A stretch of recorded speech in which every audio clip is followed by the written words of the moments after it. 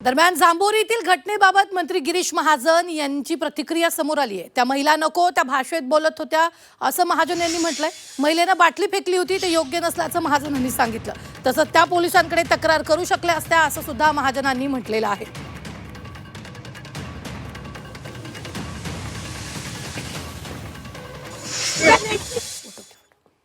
शेवटी महिलांच्या हक्कासाठी हा मोर्चा होता।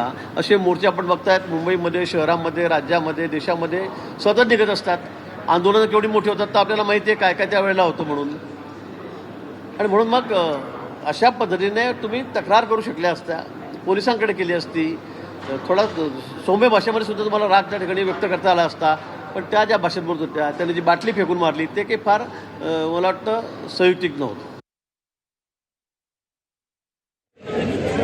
त्यावेळी आम्ही या संदर्भामध्ये अधिक काळजी घेऊ। पण त्या ज्या बोलल्या मला वाटतं ते काही फार संसदीय भाषेत नव्हतं। त्यांनी सुद्धा ठीक आहे, त्यांचं म्हणणं होतं, त्यांचा राग होता,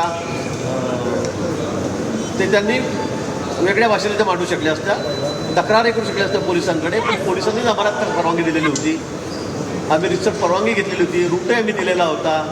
त्यामुळे मला असं वाटतं की थोडा त्रास लोकांना त्या ठिकाणी झालेला आहे, मी मान्य करतो। पण प्रत्येक मोर्चामध्ये, प्रत्येक आंदोलनामध्ये तो होत असतो, हेही खरं आहे।